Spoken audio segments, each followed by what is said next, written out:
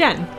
And this is Chamomile and Clove, our All Souls podcast. Guys, this is our second episode, and we can't tell you how blown away we are by the response that we've had to our introduction and our first episode. So first of all, thank you very, very much for subscribing to us, for following us on Twitter, and for becoming our new what's wrong with me? Our All Souls pod family.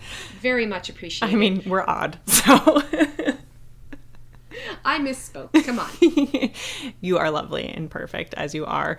And yeah, thank you. Our reception into the fandom has been really, really wonderful, and you all are very sweet, and we hope that you will continue to listen. And we do want to give a shout out to somebody, which we forgot to do last episode. We wanted to give a shout out to Kay Clark. When we were coming up with hashtags for the show, she had an excellent suggestion that we didn't end up using because it was long, but her idea was alchemical romance as a hashtag. Which we very much enjoyed. Yes. And for those of you who are new to our little end of Twitter, probably don't know Kim, but she's the queen of hashtags and the queen of naming things, which is why we consulted her. And we're very sorry not to have used that. It just took up a lot of space in a tweet. So it is hashtag CC Alchemy. If you want to talk to us about the podcast, the books, or anything associated with the All Souls universe, feel free to tweet at us using that hashtag. And with that, I think we'll jump right into talking about where we are in the books this week. So where we left Matthew and Diana in chapter 3 is that Matthew had slunk out of Diana's rooms and melted into the night. We are now in chapter 4, where Diana returns to the Bodleian to continue her research. She finds that Matthew is there along with an assortment of other creatures doing what creatures do, some being creepy, some being distracted, some being just sort of lurky. And she becomes very frustrated and has a little bit of a temper tantrum, and then at that point we meet Peter Knox. We don't know, I think, that he is Peter Knox yet, but there is a wizard who threatens Diana, and Matthew moves to protect her. This obviously shakes her a little bit, and she ends up going out of the library early. She goes down to the river. We learn at this point that Diana is an accomplished and frequent rower. She goes down to the river. She has a confrontation with Matthew Claremont when she realizes that he is following her, and then we transition to chapter 5. Actually, I should say, back up. I'm going to back up and say that Matthew is like, hey, dummy, the reason that all these creatures are in the library is you. It has nothing to do with me, because Diana is being obtuse. Almost literally with those words. Pretty much. And so then we move into chapter 5, when Diana decides that this dude knows way too much about her and she doesn't know enough about him, so she engages in some light internet stalking. Is it light? And then... Well, I don't think any internet stalking where you phone a friend could be considered light, but that's what she does. So she phones Chris Roberts, who we meet for the first time, and talks about what kinds of things Matthew Claremont is interested in and why. And then we get to chapter 6, where Diana returns to the library and we meet our first real demon character, Agatha Wilson, who follows Diana as she's getting lunch. We also end up meeting Miriam Shepherd, who is one of my favorites.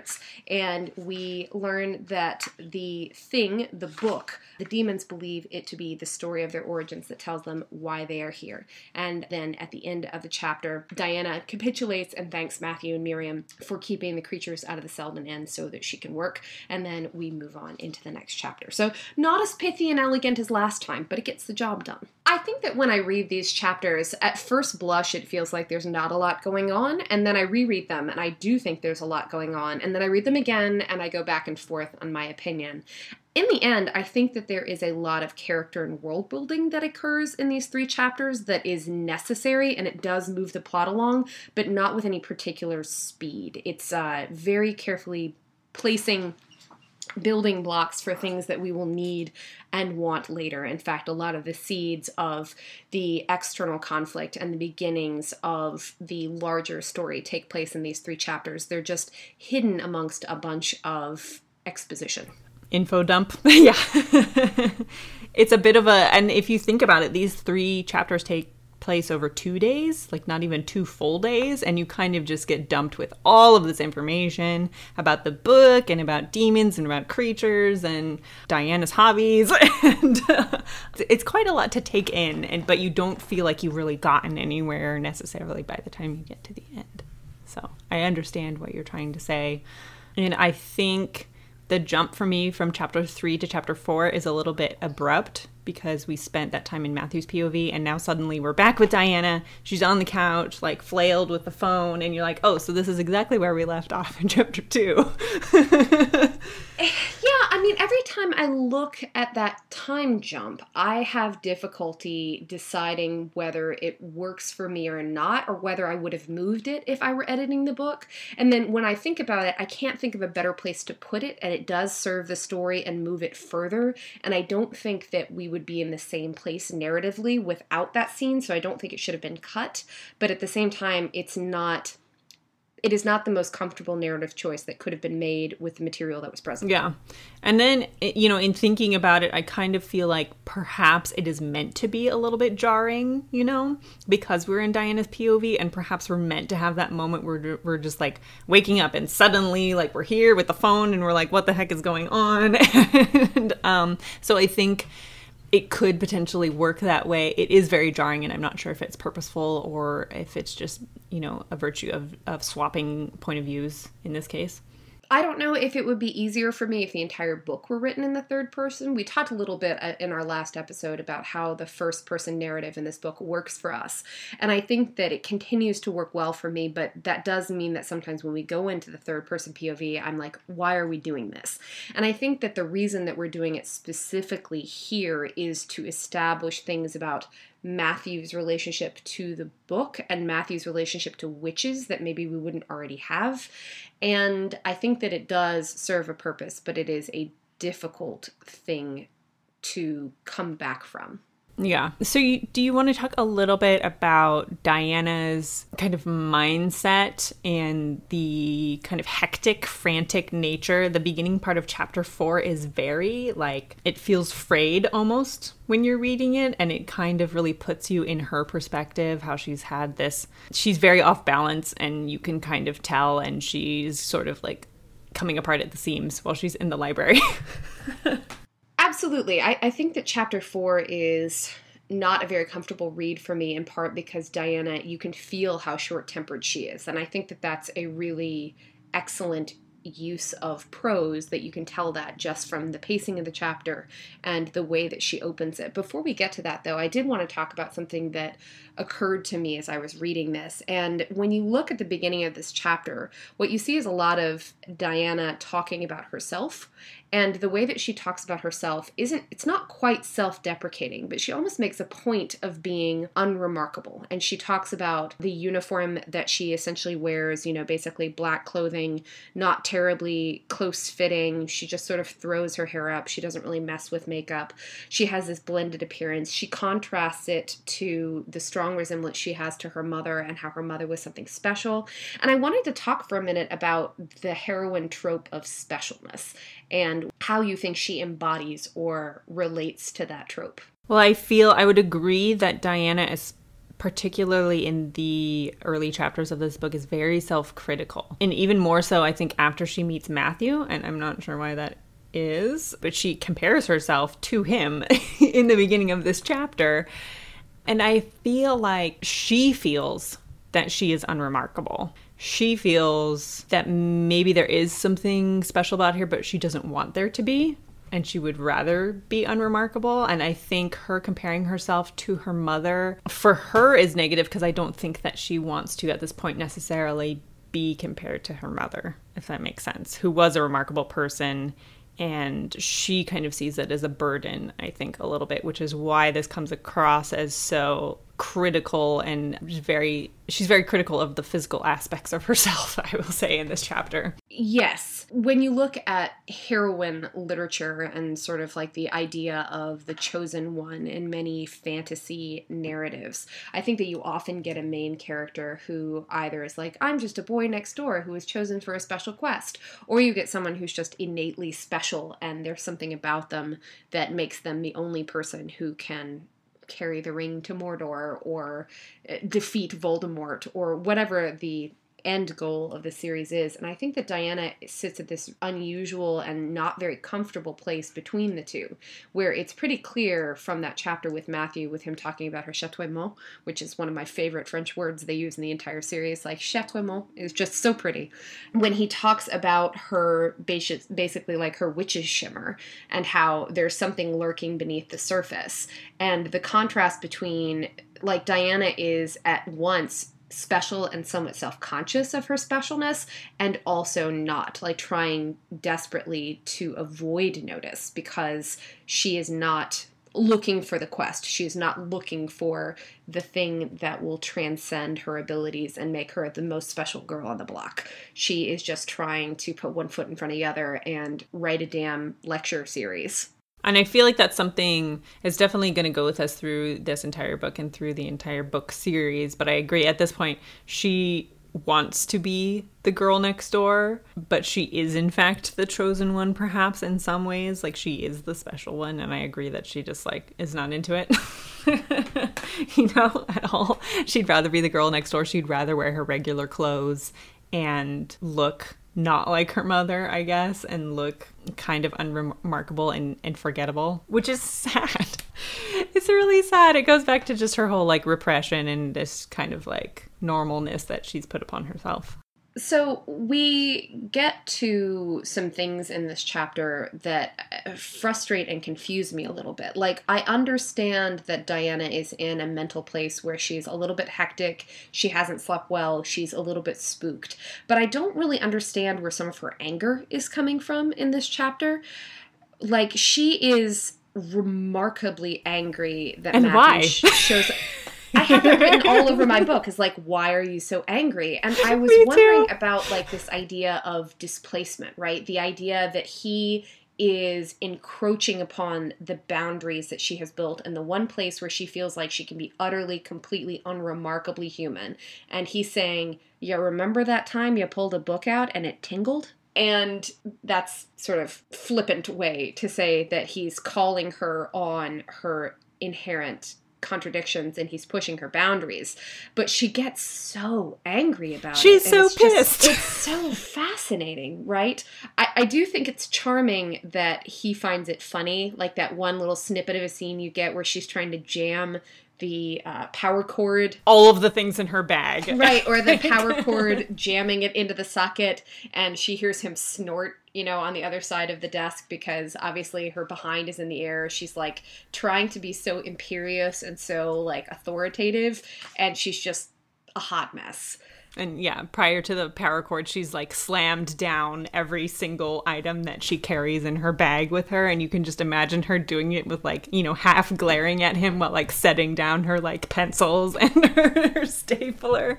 And you're just like, why are you so mad? And he's just, like, totally amused the entire time. Oh, absolutely. Well, for the most part, I do think that, and I'd like to talk about this with you, I do think that there's an interesting... I think it's a 3-beat in this chapter. And what it is that Diana challenges Matthew 3 times, basically. She pushes back on him and requires him to treat her differently. Like, one of the things that we notice in Matthew in this entire chapter is that he has a certain amount of authority and dominance that he just automatically asserts, and that many, many people, human or otherwise, just respect. And Diana, generally speaking, is not cowed by him in the least. Like, she has these flashes where she's thinking, maybe I should be more careful, but the first one that I see is when she challenges him on page 34, and she's like, what is it that you want from being here? Like, I know you're not here just to study the Needham papers. The second time, I believe, is when on page 38, he challenges her about her going home. Like, she's been scared out of the library. And she bites back and she's like, yeah, I'm going home. What's it to you? Not what she says, obviously. And then the third time is on 41, where he's following her while she's rowing, and she finally just gets out of the boat and says, what the hell are you doing? And so far as I can tell, she is the only creature that we see in these chapters who is capable of going toe-to-toe with him, whether it's for her own good or not. And I can't decide if it's her just being completely reckless, or if it's just something innately about Matthew, regardless of whether or not he's a vampire, that allows her to do that. There's a moment we'll talk about later in this chapter where it's kind of like a moment of recognition between the two of them. And I'm not sure if her confronting him and her anger towards him is her being an idiot or if it's something more that's kind of innate to their relationship. And at this point in the book, we don't really know. Right. It's not clear that based on these interactions, they will ever have much of a relationship until later in chapter 4. I think that there are some unusual little notes that are littered throughout this chapter, particularly pertaining to sort of the other creatures, right? She talks about, say, like the natural order of things, which is something that always bothers me. And over the course of this series, I think we're going to have a talk about the trope of fantastic racism and the idea that you can use species basically as an allegory for racial prejudice and bias in the real world. And when Deborah Harkness has talked about these books before, she has talked about the fact that one of the reasons that she wrote them and that she wrote them the way she did was because she's fascinated with the idea of human difference and how humans explain difference and how they cope with it. And there are places in which I think that the allegory of creatures and species is very effective, and there are places where I think it falls flat, and I haven't come up with a coherent thesis for why that is. But I do think that these 3 chapters are littered with a lot of artifacts of Diana's internal bias that she's learned based on the world she grew up in. Oh, yeah, definitely. I mean, just like her discussion, I think her discussion of demons in these 3 chapters is the most egregious of all of her talk about different species, at least in this part of the book. And I'm not sure if her description, particularly just of demons as an example, is because of her personal lack of knowledge about different species, or if it's just her personal narrative because she's so unreliable sometimes.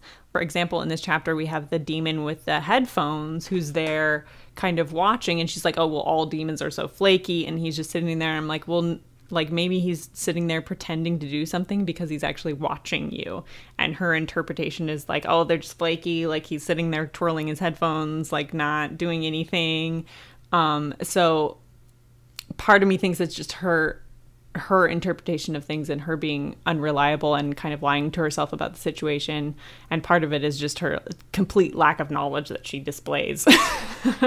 Oh, absolutely. And I think that this chapter brings that out in a couple places. Like I have in my notes that one of the things that Diana does is that she pretends that creatures are super unusual. But as it turns out, they really aren't. And I think that's perhaps because she spends most of her time avoiding them. It's not so much that creatures are very rare, it's more that Diana purposefully puts herself in places where she is unlikely to run into them, except for, say, the Gillian Chamberlains of the world. And she has this interaction with Matthew where he basically calls her on her ignorance and says, well, how much experience have you had with someone like me? With people like me. Yeah. And she's like, that's an awkward place for anyone. Not that much. But as a thing that we should potentially stick a pin in, I am fascinated by the way that Deborah Harkness sort of settles and nestles this series into a world where everything, all of our popular conceptions of vampires exist, but these vampires live alongside them. So it's not here, it's much later in the series, but there's definitely a Twilight reference. And there are references to sort of other vampire and witch myths that she settles her characters alongside that I think is very interesting. And it's very self-conscious. And I don't know what she's doing with it. But I think it's one of the reasons that I like these vampires is that these are vampires that are like, yes, we know all these things you think about us, but... Yeah, they're not true for the most part. And it's interesting you should bring up that part where, you know, Peter Knox's kind of attacking her, and Matthew goes to protect her, and she makes the comment, and the lady looks over the balcony and she makes the comment about, oh, we've attracted the attention of the humans, like, and no creatures, like, creatures are too remarkable to not be noticed by humans. And I'm like, or she's just noticing you because you just made a huge kerfuffle, like, in the library. Like, it seems like a totally normal, natural thing, but Diana turns it into this thing because you're right, she's just like, creatures are like these mysterious things, because she doesn't know anything about creatures.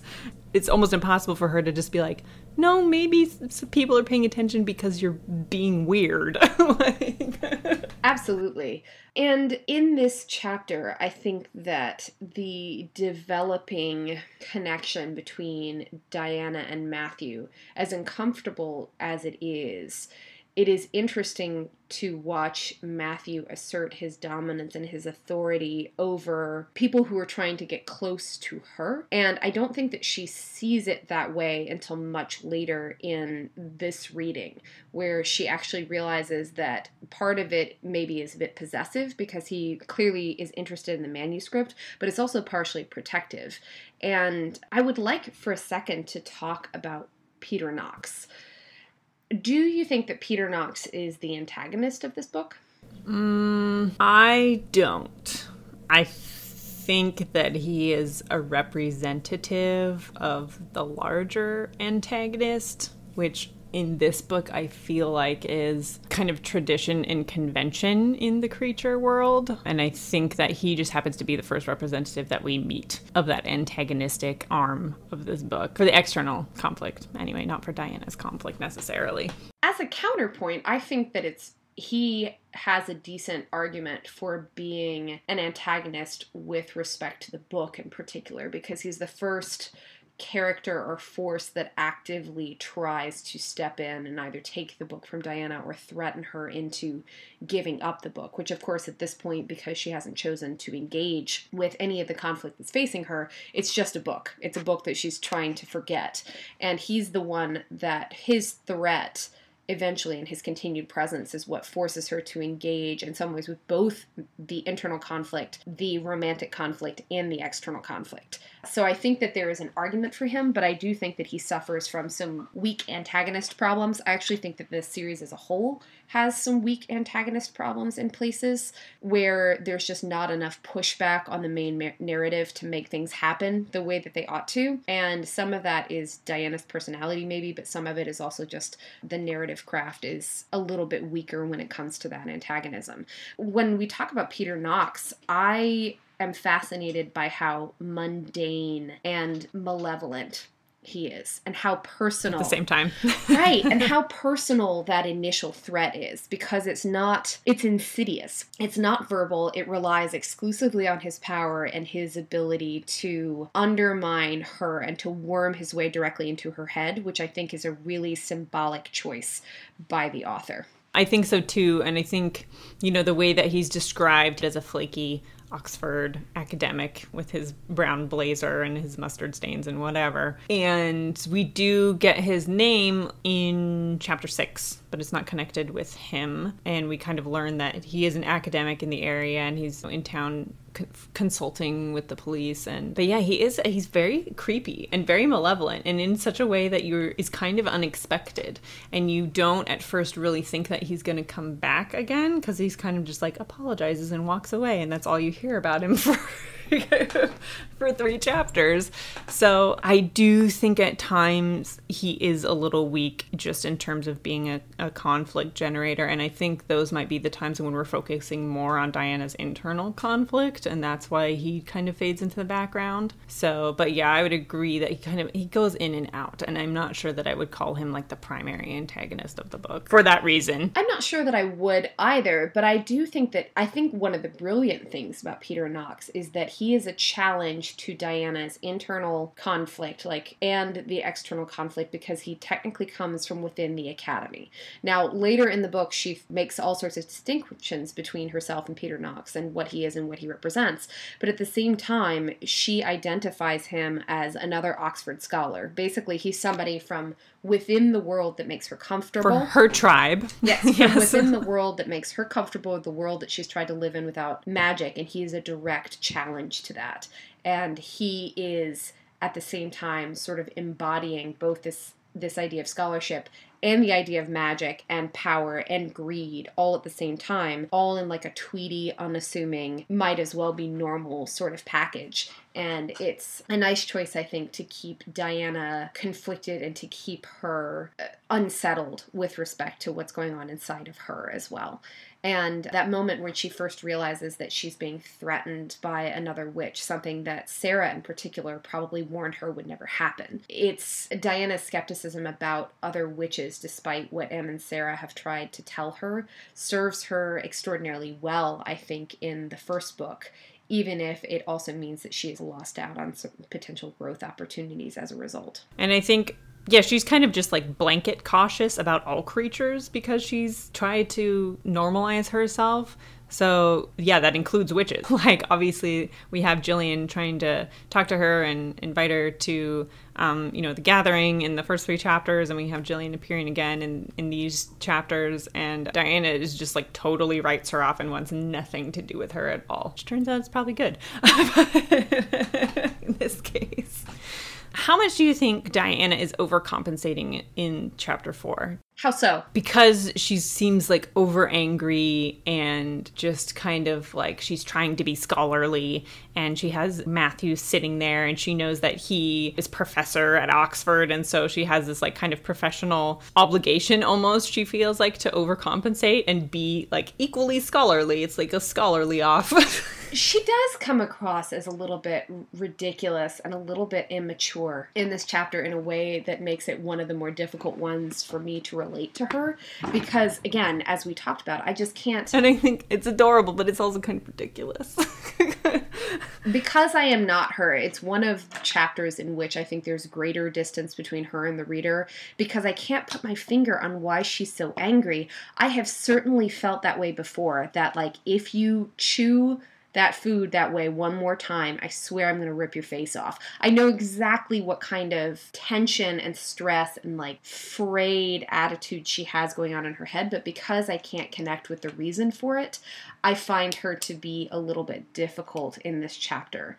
And I think that what it communicates to us is her stubbornness, as well as she gets to it later, but when she starts talking about her anxiety and her, honestly, her suppressed trauma, I think is the thing that is under all of that. That she has this very carefully managed world, precisely so she doesn't have to process the trauma of losing her parents, the trauma of feeling chased and hunted all the time.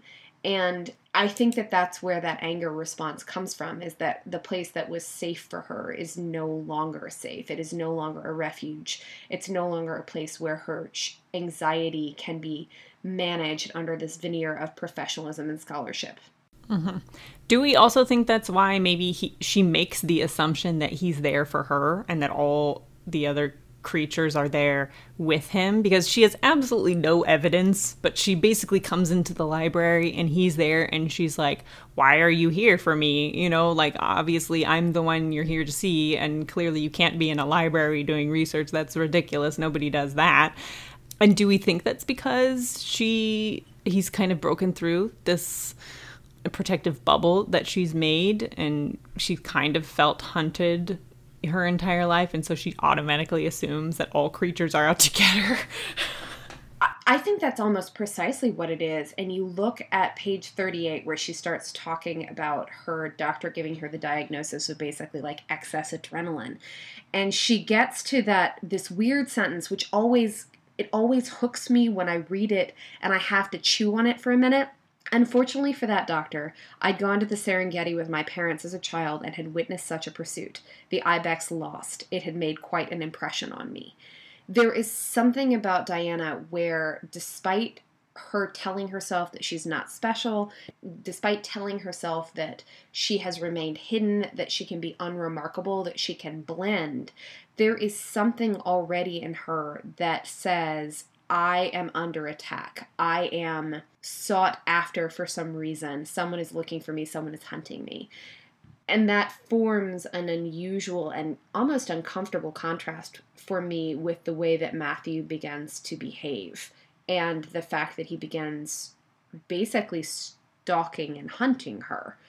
Yeah, and I don't know how much I want to say that it's her, what she can't identify as her witch's third eye, but it kind of is, you know, because she's denying she's using magic, but she has these feelings. She's like, well, obviously you're here for me. And you're like, well, you have no evidence of that, like, at all, except that you can say, you know, maybe she's having this premonition type of feelings because she's a witch, but she's not acknowledging it as that. She's just kind of acting on how she feels a little bit. So more evidence of her repressed magic, I think, a little bit. Absolutely. Which leads us, I think, nicely into the sequence where she starts talking about her rowing and where she indicates that that's a place where the quote-unquote real magic comes to her. And that's fascinating. It fascinates me both because it suggests that there's a contrast between real magic and something else, and the fact that there is some place where once Diana is comfortable, she is okay with a bit of otherworldliness and a bit of, I wouldn't call it chaos, but a bit of flow that is not evident in the rest of her life, where things can be and where she just sort of allows herself to become a part of the environment rather than being so outside of it. Yeah, I mean, once we start talking about rowing, even the pace of the chapter slows down. It becomes like very much more lyrical, and the time really slows down, and there's a real physicality to Diana in the rowing section of this chapter that is completely different from her kind of frayed, harried, frazzled version of her that we get at the beginning. And it almost kind of calls back to that discussion of her mother again, where like in the real world she was frayed and frazzled. And here Diana is kind of like allowing herself to let go. You know, she rows with her eyes closed. She just lets this energy release while she's rowing, and how her mother was when she came back from the real world and was allowed to experience magic. So I think that ties in really nicely to her magic and her mother again. But I think it's very interesting that she doesn't really acknowledge it, but it's kind of like clearly there. Here's a thought, though. So when she is at peace and when she is just being herself, because we suspect from this chapter that Diana is using magic more when she's not thinking about it than any other time, that she's been using it all along, maybe that says something about the idea that inner conflict exists because our brains get in the way of who we are, where I think that Diana has constructed a version of herself where these things are in opposition and they don't have to be, and that maybe when she's not thinking about it, she can be whole. And perhaps that says something about how we, through the construction of identity and anxiety, sort of create our own prison of how we see ourselves. I think you're being very smart. I don't know where that came from, to be perfectly honest. We talked a little bit earlier about Diana being like reckless and stupid and not thinking very hard. And I wanted to point to page 40 because I have this like double underlined. The part where she notices Matthew on the side of the river and she says she wants to pull across the river and smack him across the head with an oar, which it's funny, but it's also dumb. Like, why would you do that? She vacillates between being furious with him in that sort of faux conflict way that you sometimes see in romantic comedies, that like, I'm just gonna hit you until we agree, bickery thing, and being wary of him because he's supposedly lethal. But I think that in this moment where she's just like, you have interrupted the one thing that was relaxing me today, you deserve to be hit in the head. And she's taking a lot of her anger out in this chapter on him.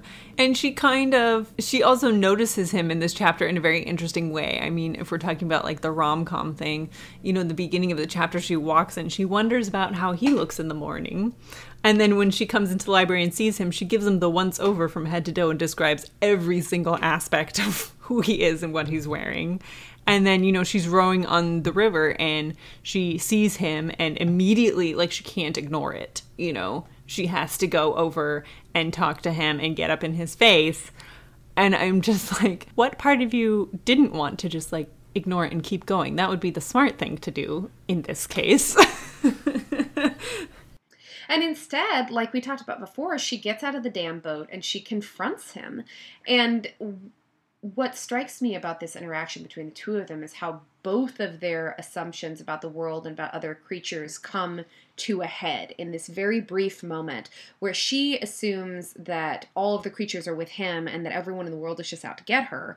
And he assumes that she has been using her magic, or that she pays a great deal more attention to the world of creatures than she actually does. And he finally realizes that she's a neophyte, and then makes her realize that it's not about her, it's actually about the manuscript and about what they think the manuscript is.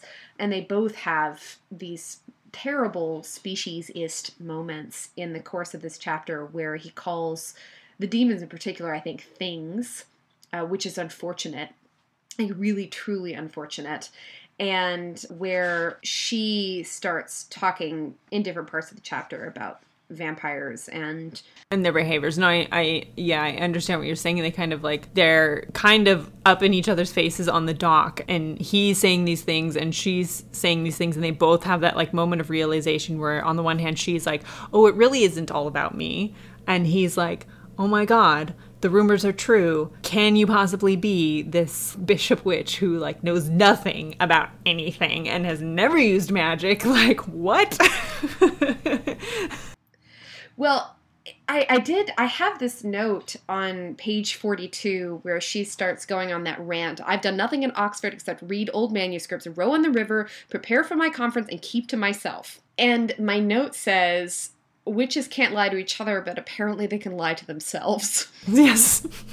She's just so obtuse here. And it's really like when he has that moment where he almost shakes her. Mm-hmm.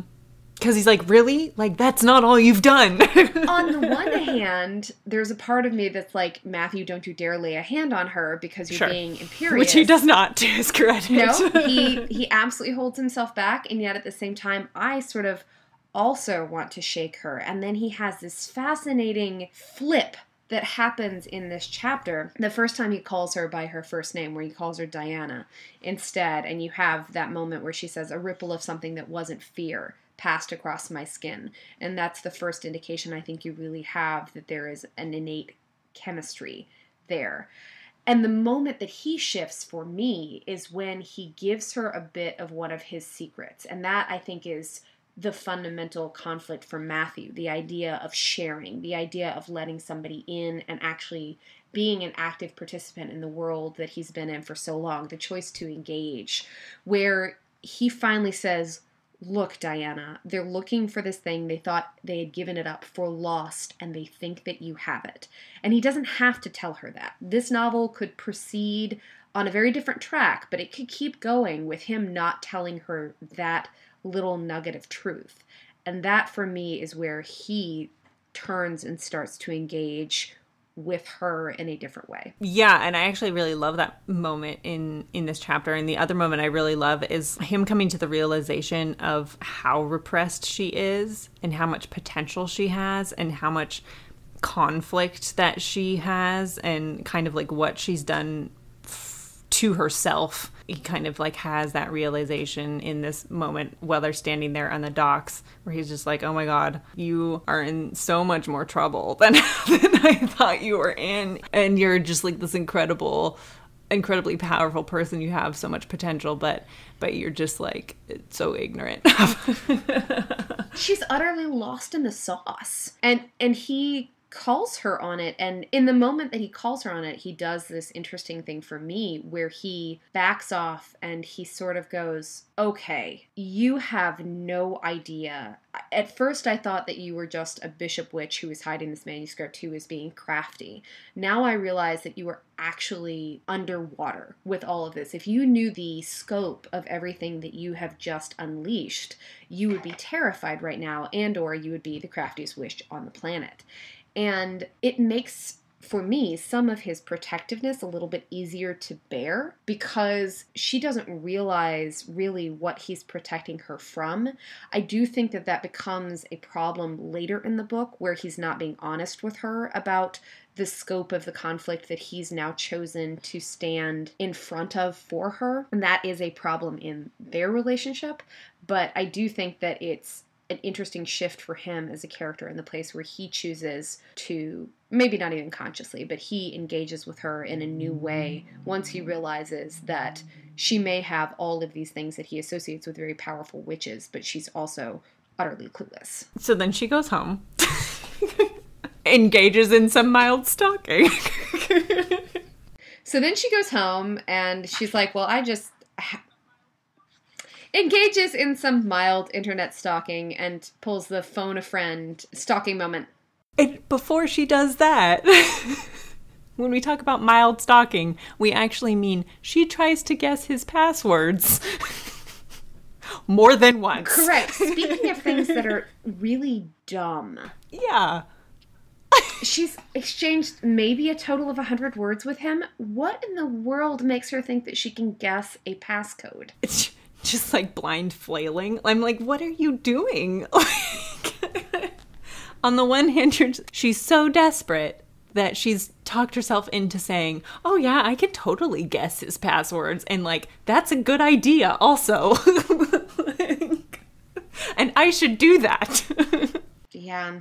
Again, like, I find this Diana really hard to sit with for these 3 chapters. Like, she's not the person that she's capable of being and that she'll be later, but I think that that's just more evidence of what you were talking about, that she's fraying at the seams. Like, she is starting to unravel in ways that if you sat her down and you were like, hey, sweetheart, you're being a creeper. When really, she's just like grasping at everything. She's like, no, this is totally normal. Everybody does this. And you're almost thankful by the time she calls Chris. You're like, oh God, like, thank you for doing something semi-normal. Absolutely. And that's a great segue into talking about Chris. How do you feel about Chris? You know what? I really like Chris. I really like a lot of the characters in the books. There are very few exceptions, and most of them are when we get into books 2 and 3. But I really enjoy Chris as a character, and I'm sad that we don't get more of him in this book. I am sad that we don't get more of him as well. I like the passage where she starts talking about why she and Chris became friends. And what strikes me about it is that she suggests in the subtext that what drew her to Chris was the fact that when she had a question and when she needed something, he committed to her and formed a connection. And he said, let's do this together. I want to solve this riddle with you. I want to find the end of this rainbow. Whatever this crazy question is, I want to do it with you. And it strikes me, I think we talked a little bit in our last episode about Diana's loneliness and her solitude. And Chris is one of the few non-family members, one of the few people, period, that we see with whom Diana has been able to form a connection. Yeah. Yeah, and he doesn't dismiss her and write her off, which I think that is something in academia especially that she's like very afraid of, and she's been trying to earn her place for a really long time. So having somebody who is like, yeah, this sounds cool, like let's do this, like let's make a tree. And the one thing that I think is so funny about it, since we're talking about Diana in her inner circle and how Chris is like clearly like her best friend, like if she has a best friend, it's Chris, and she calls him up and she introduces herself with her first and last name. Which I feel like if you're besties with somebody, just saying, hey, it's Diana is enough. Who knows? Who knows? And I attribute that to just her inability to make connections with people, you know, even though she is really good friends with Chris. She just gets on the phone. She's like, oh, Chris, it's Diana Bishop. And you're like, yeah, like, I'm sure he knows. And did we want to talk about some of the more problematic aspects of Chris? Yes, I think we do. And framing it for our listeners by virtue of saying that when we critique portions of this book, it is out of a place of love and out of talking about a text respectfully to both of us means talking about the things about it that could have been executed better or things that just frankly are a problem. And I think the word problematic gets thrown around a lot, but meaning that there are places where this depiction, well, it's not what it could be. I can't find the words, but one of the things that is a little weird for me throughout the series is the idea of representation. And in this chapter, Chris is our first character of color, our first, at least canonically, non-white character, so far as I can tell. And a thing that the series does struggle with a little bit is that there are very few main characters or very few characters who have a strong role to play in the plot who come from different and diverse backgrounds. Now, it's certainly hinted at throughout the books and elsewhere that creatures are not of any particular racial or ethnic background, that creatures appear everywhere. Like, especially, we're not going to go into spoilers, but in the third book, there's certainly an indication that even in Matthew's family, there are vampires around the world in different countries who were native humans of those places that were turned vampires and made a portion of the family. So in one sense, there is this expansive idea of species being more important than other kinds of difference or other kinds of differences. But at the same time, it is difficult to reread this series in 2017 and not say it is awfully pale. It is very pale, and especially with Chris, who I love, his characterization I think is great, and he's definitely in this book relegated almost to the trope of Black best friend. But I appreciate that he is subverted in a way where he's not the comic relief of the book, and he is also he's a biochemist. Well, and he's given an opportunity later in the series to have a critical voice, and a voice that is allowed to be critical of Matthew and Diana and coming from a place that is different than Sarah but no less valuable than Sarah. And I would be curious to hear from any of our listeners who either have a different experience reading these books in terms of representation or who have different thoughts about the portrayal of POC throughout the All Souls canon. I would be very interested to hear that, because obviously we only come from... We white girls. Yeah, we only come from one segment of the population, and I would be curious to hear how somebody else with a different life experience reads it or feels about it. And that's not to say that, I don't think that this series, like some others that we have read, Outlander, I'm looking at you, it doesn't stray into any egregious stereotypes. No. It doesn't do that, thank heavens, because I probably wouldn't be as fond of the series if it did. But that doesn't mean that the representation is perfect, and it probably never would be, given who Deb herself is. I think that she does an admirable job of trying to create a world that looks more like the world we actually live in terms of diversity, but at the same time, there's still more room for work. Yeah, definitely. Yeah, just tagging on to our conversation of Sarah and Em in the last episode, a lot of what we get, while we do get representation in this series, a lot of the representation we get leans towards tropey. It is not egregiously stereotypical, but it does lean into tropes more than I would like it to. And I agree with you, on that. But I want to hear other people's opinions.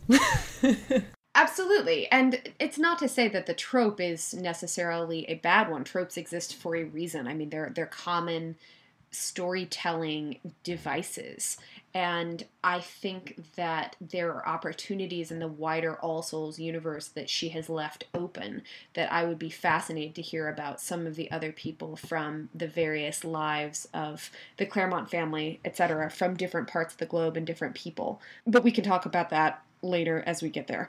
As we go. I have a question about Chris. Do we think he's in love with Diana at this point? Like, discounting everything beyond this, I get the sense in his introduction that he has feelings other than friendship for Diana, and I'm not, like, men and women can totally be friends, and that's not the argument I'm making. It's just some of the things he says in this chapter lead me to believe that he either is or has at one time been in love with Diana. See, I think I read it, I don't know that I would read it as him being in love with Diana. I think I would read it as he once harbored a tendresse, as we would say, for the Diana. You're very cute. I like your face. I think, we weren't going to get silly in this podcast. But were we not? I was teasing. We're trying to be smart. We're doing a very good job of being smart, so I think it's fine if we're silly. Hat, gold star cookie. Anyway. So I think that at some point, I do think that maybe Chris had a little something for Diana that comes out in his trying to find her a partner, trying to find connection for her. I think that is there in the subtext. I don't necessarily think that it's very strong. He strikes me as like that friend that you have that, like, if there was a moment for a spark where something could have happened, it popped and then fizzled. And by that time, you had already moved so far into the relationship that it wasn't an option. And honestly, the only reason I get that is because he talks about her crazy eyes and all this stuff. And I'm like, I have male friends. They don't talk like that. They don't say things like that. So it was just like a couple comments like that I was like, and I was wondering what you thought. And I'm wondering what the listeners feel about that as well. There is a weird thing in this chapter that, in my opinion, doesn't really come up again. And I'm not sure if that comes based on what you're telling me, whether I feel that it's weird because maybe Chris had a thing for Diana at some point, is like trying to warn her off Matthew, or if it's just an inconsistency.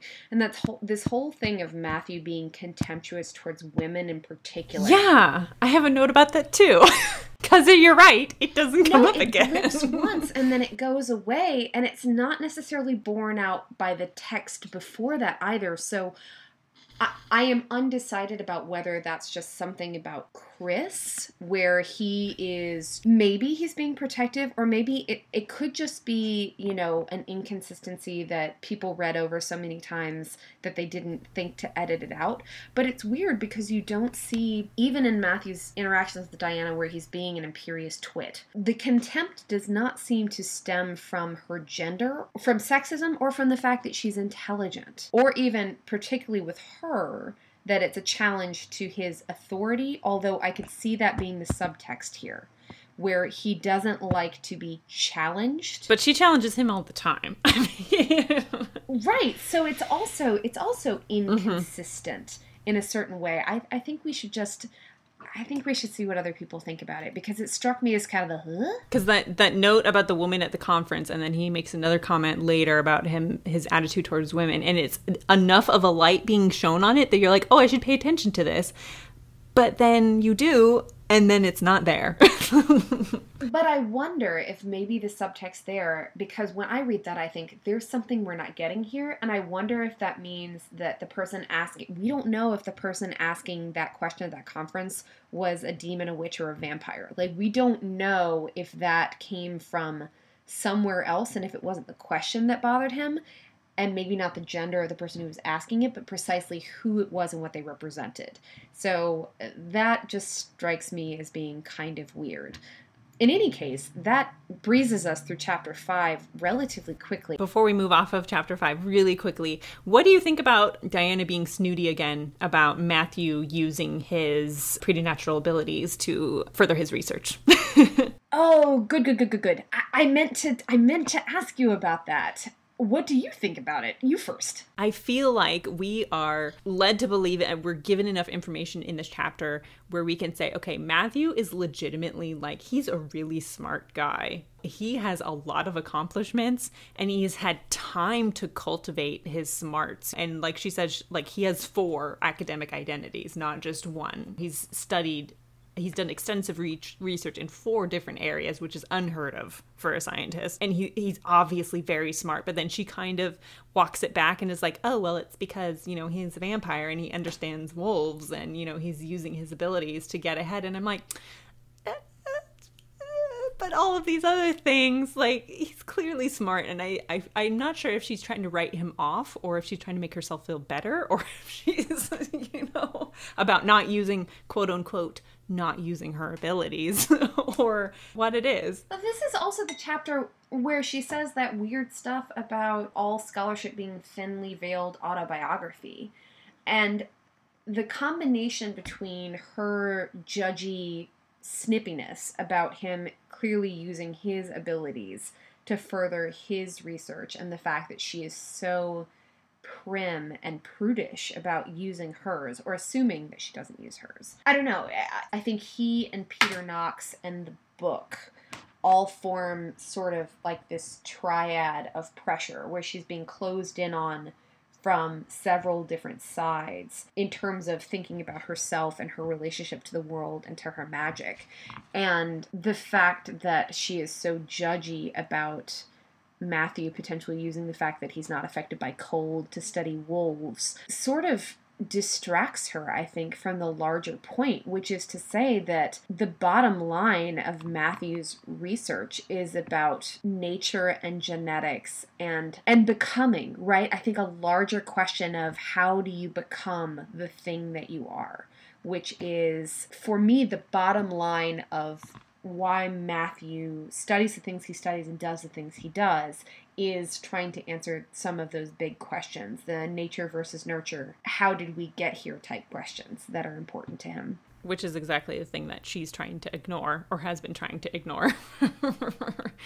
Or she's been trying to pretend that you can separate those two things. Separate yourself from your birth and your blood. Right. But there are also certain things in the world that are just separate. That it's like oil and water and they never mix. We can think on that more, I think. But are they thinking caps? I just wanted to pull it out because it's like just this thing where she's just being totally dismissive. And I'm like, but why are you doing that? I'm not sure. We know why yes, she's we doing do. it, Jen. She's doing it because she needs to get a grip, basically. She needs to feel better. She needs to feel better. So, after her night of light stalking, she moves into the next day, ready to do some research. She's like, I've got this. I know what he's about now. She goes into the library. She's kind of owning it a little bit. She's still self-critical in the beginning of chapter 6.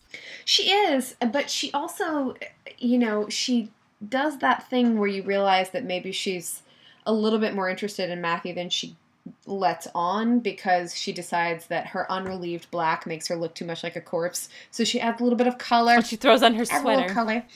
But otherwise, she's sort of trying not to attract attention. This is the chapter where we meet Miriam, and over the course of the series, I adore Miriam, and I can't She's even... so delightful.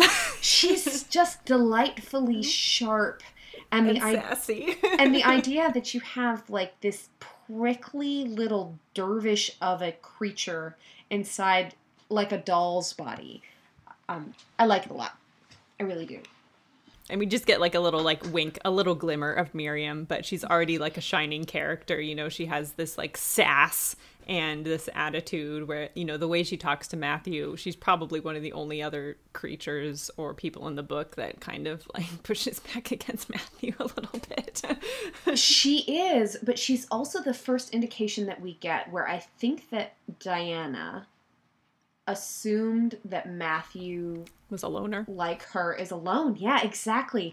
And Miriam is the first indication that we get that Matthew has people, that Matthew has, that this authority and command and dominance comes from somewhere. And one of the unifying themes for me of these 3 chapters is when Chris Roberts says, well, he's really kind of a big deal. Which he is.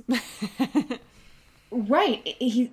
That's kind of a silly throwaway thing to say, but there is something about Matthew. For as hard as Diana has tried to be separate from the world, she assumes that Matthew has done the same, where we learn, or begin to learn in these chapters, that really Matthew is very much a part of the larger world of creatures, and that he has some kind of weight. He has clout. in the creature world. I mean, even in chapter 4, we can tell with the way he dismisses all the creatures that try to come near her. And then in this chapter, he has Miriam, and yeah, he is a big deal in not just academically, but in terms of the larger creature world too. And just very briefly back to chapter 4, we didn't talk about the moment where Peter Knox threatens Diana and Matthew moves protectively over her chair. And I that image, the one where he's like curved like a falcon over her, is actually, it's a very pretty one, but it's remarkable to me that the first time that Matthew is concerned, at least on a fundamental level, that his authority and dominance won't be enough is when Diana's confronted with another witch, with a hostile witch.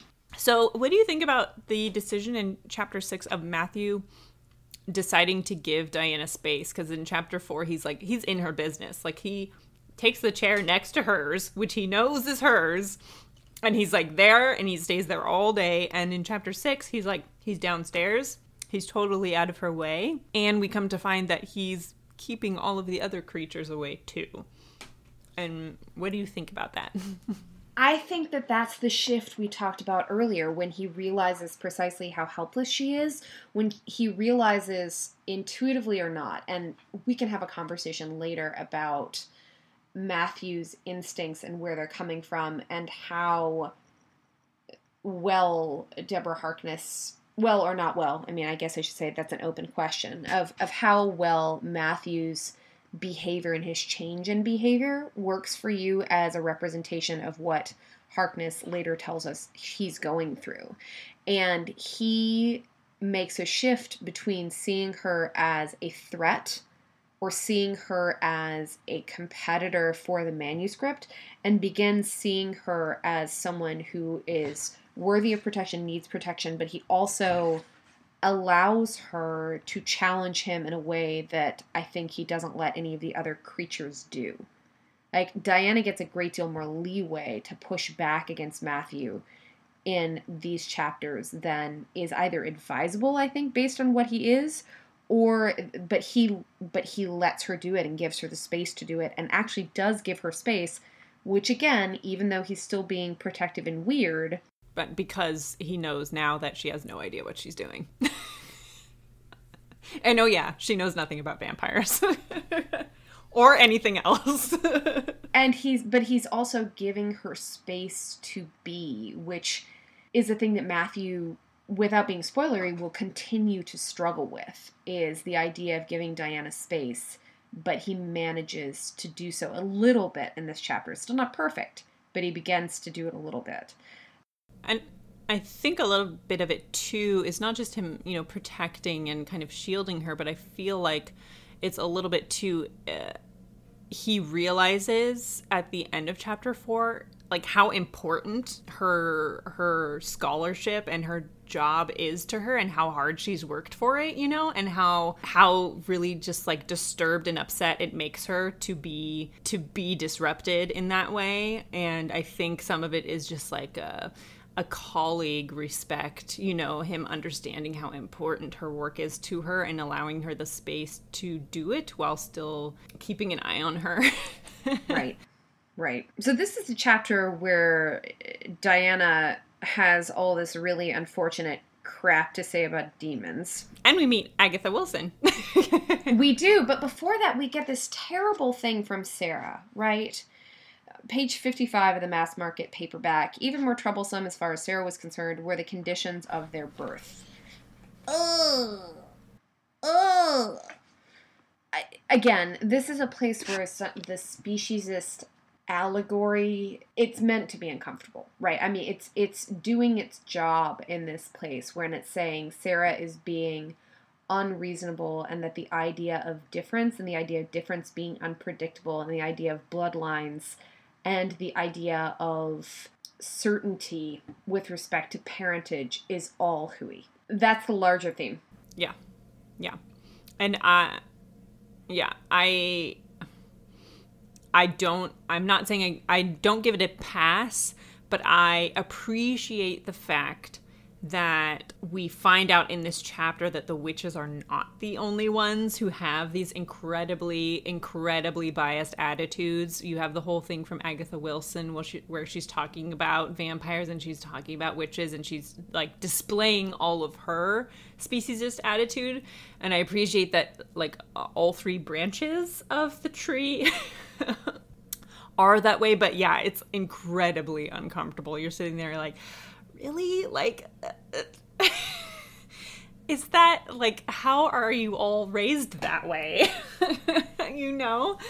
It's kind of baffling.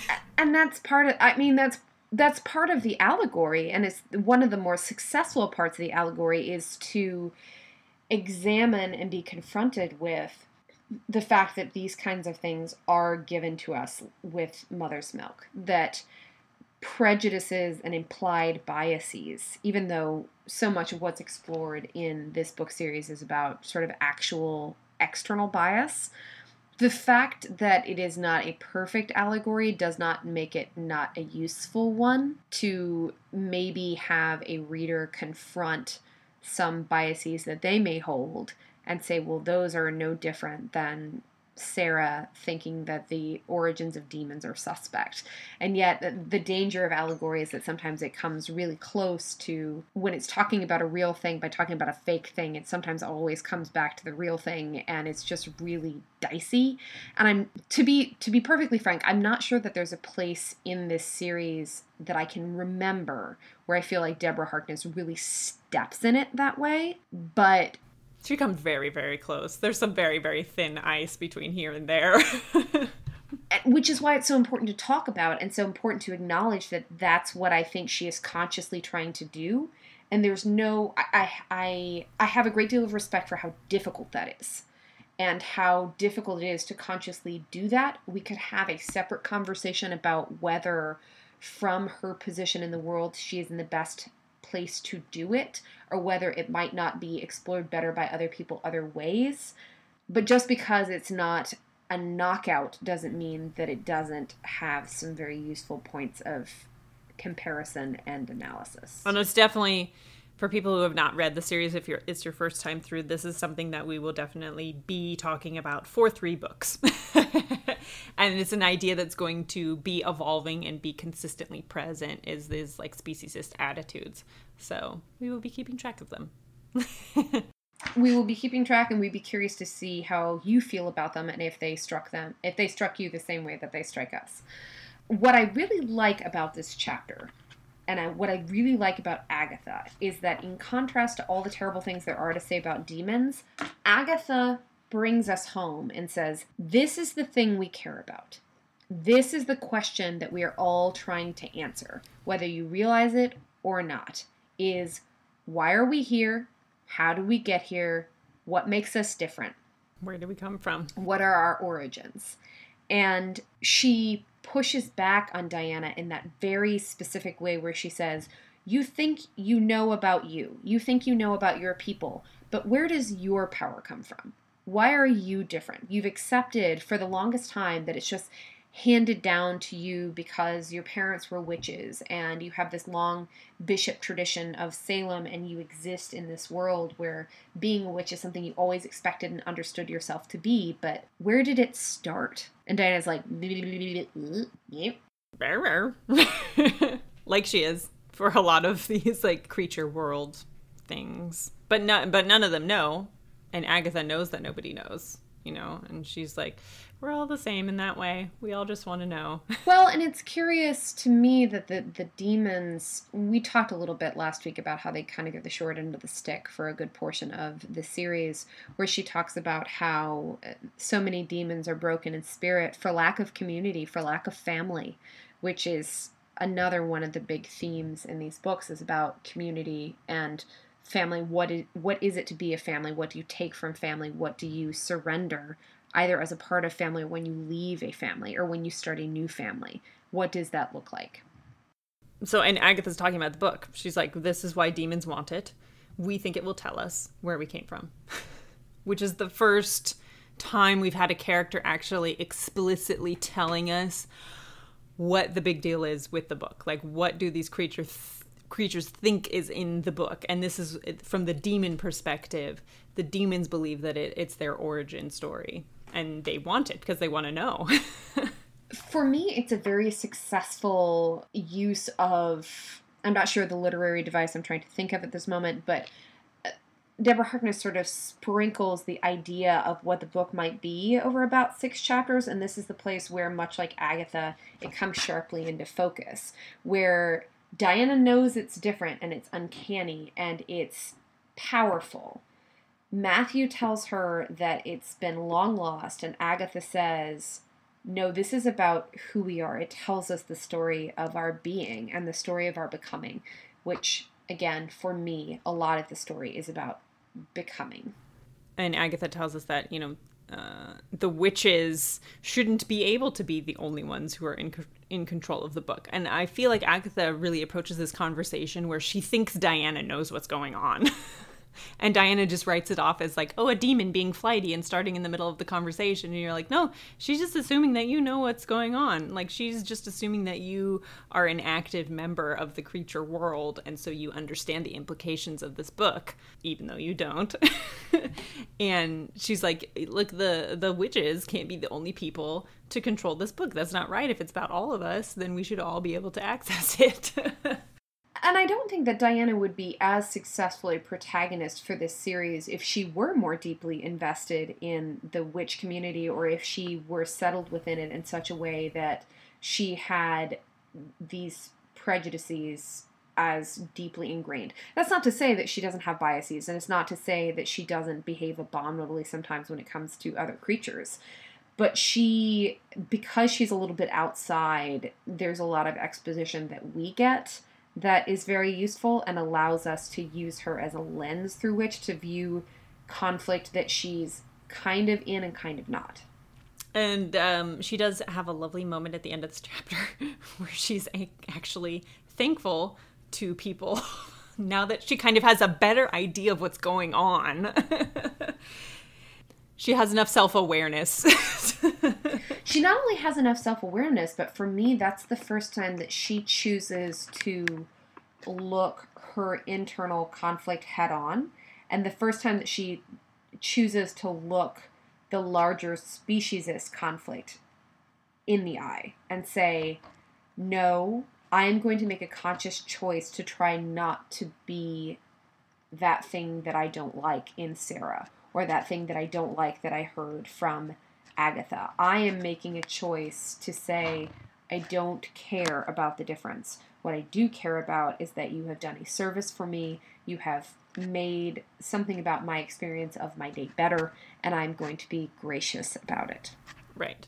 Which I think is lovely, because there have definitely been moments, as we've said, in these few chapters where you just want to slap her a little bit.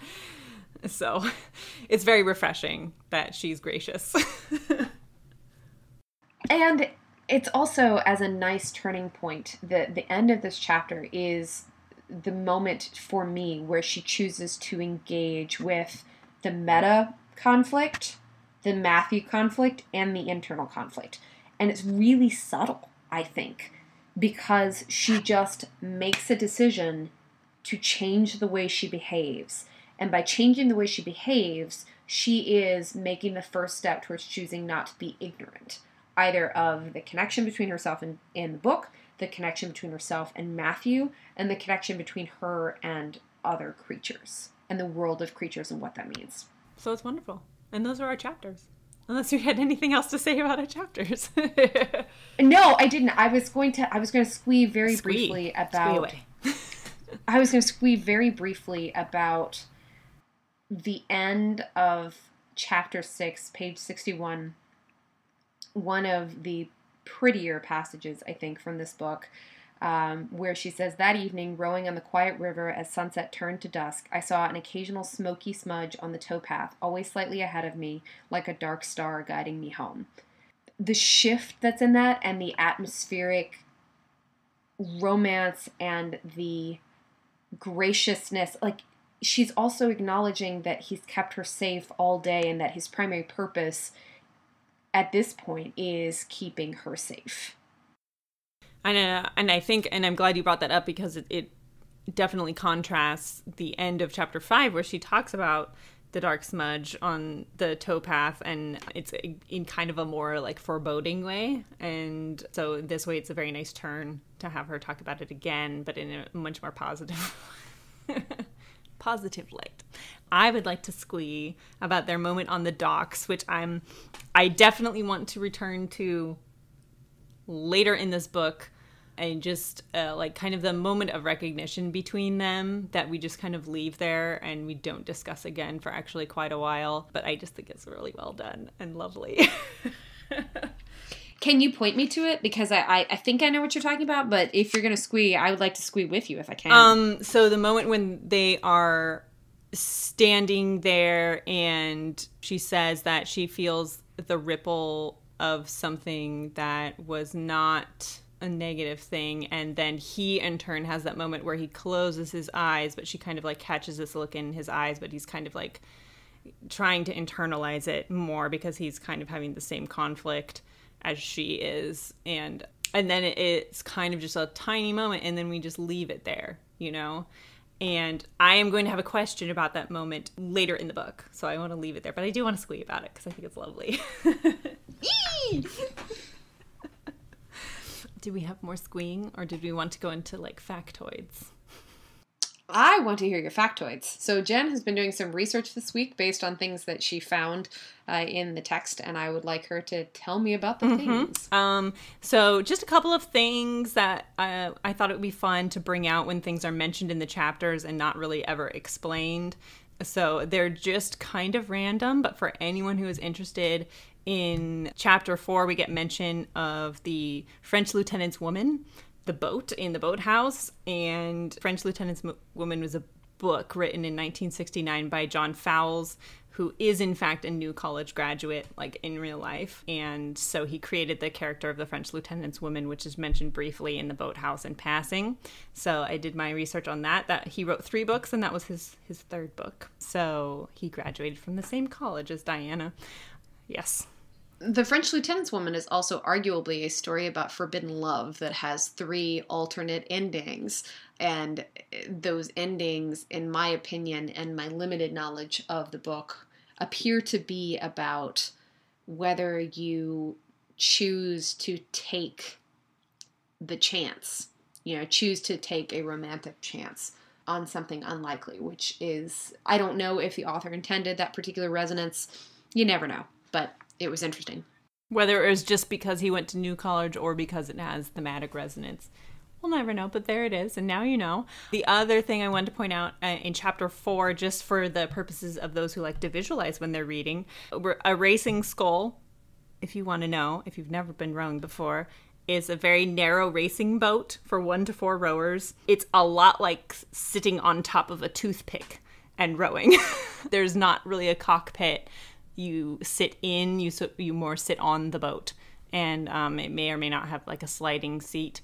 So, and then the oarlocks and the oars extend out from the body of the boat because there's no room in the boat for them. So they have a metal frame that extends out. So if you would like to picture Diana rowing, that is what she's rowing in. Picture a toothpick with oars attached to it, and that's what she's rowing on. That is a racing scull. Yes, a whisper of a boat. She can most definitely carry it down to the water by herself, in case you had any questions about that. They are very light boats. I don't have any questions about that. I'm just bitter, given that I very recently fell in the marsh while boating, and I'm a little bit bitter that she doesn't fall in the water like I did. Right. But that's she just steps into the boat, and then she steps out gracefully. of the boat. And ladies and gentlemen, it is not because I'm inexperienced with kayaks. It is because that kayak was being stupid. Just for clarification. Right. And may or may not have resulted with me, up to my hips in marsh mud. But anyways, I'm a little bit bitter that this whisper of a boat was more stable than the rather large sea kayak I was in. As I was rereading that this weekend at my parents' place, I was like, oh. She's clearly using magic. Magic! Why I fell in the marsh, I didn't have magic. And the other bit I have for you in chapter 5, Chris and Diana are having their discussion about Matthew, and he is questioning whether or not Matthew actually wanted to discuss Boyle's Law with Diana, or if it was something bigger than that. And Boyle's Law, for those of you who are not our resident chemist, Jen, is a gas law that is named after the scientist who, quote unquote, discovered it or discussed the theory. And basically, it is the fact that gas pressure and volume are inversely related to each other when the temperature is constant. So if volume goes up, pressure goes down. That is what that means. And it is, in fact, how breathing in the human body is allowed to work. So, if you were wondering what Boyle's Law was and what they were nerding out about there in chapter 5, that is that for you. And at some point, I would like to discuss the Bodleian Library and actually how colleges work at Oxford, but I think we will save that for a later chapter when we finally get to Matthew's College. So stay tuned. Absolutely. Well, thank you so much for joining us for our second episode. Our next week's reading, I believe, is another 3 chapters. We will cover chapters 7, 8, and 9 for our next episode. If you are interested in getting in touch with us, you can find us on Gmail at chamomileandclovecast@gmail.com, all one word. You can tweet us at chamomilein, as in November Clove, using the hashtag #CCAlchemy. If your tweet is short enough, we will also accept alchemical romance. Pouring one out for Gam. And you can reach us individually. My handle is CAITLINTRIALL, Calentriol, and Jen's is... I am at Lean and Mean on Twitter, and you can also stop by our website where we have the reading schedule and some other blog posts, and that is, I will say it right this episode, it's chamomileandclovecast.wordpress.com. Make sure you have the cast in there at the end, and that is our website. In the meantime, you can subscribe to us via iTunes or Podomatic, and if you like us, feel free to leave us a review in iTunes. And in the meantime, we look forward to discussing these wonderful books with you and can't wait to see how you felt about our second episode. Yes, thanks so much for listening, and we'll talk to you guys next time. Bye. Bye.